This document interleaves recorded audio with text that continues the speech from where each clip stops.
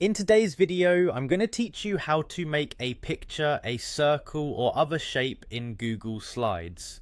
This can be a great way to add a personal touch or unique style to your presentations without needing any advanced graphic design skills. So let's dive right in. First things first, you'll want to open up Google Slides. If you're not already signed into your Google account, make sure to do that. It's essential to have access to your documents and all the features we'll be using today. Simply visit the Google Slides homepage and if prompted, enter your Google account credentials. Once you are on the Google Slides homepage, it's time to start a new presentation. You can either choose a blank presentation or select one of the available themes if you're looking for a bit of inspiration or want to save some time with a pre-designed background and layout.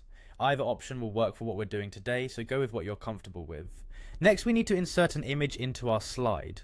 Locate the image you want to use, whether it's from your computer or sourced from the web. Upload it to your Google Slides presentation. Now, with your image selected, you'll see various toolbar options appear at the top of your screen. Here comes the fun part where we get to shape our image.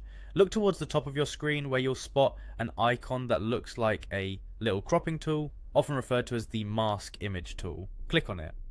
This option allows you to change the shape of your image without distorting its proportions.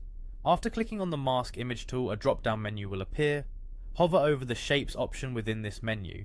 You'll see plenty of options to choose from, ranging from arrows to callouts and even stars.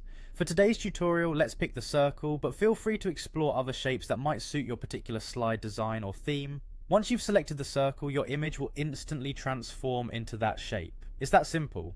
You can resize and reposition the image as needed to fit perfectly into your slide's layout.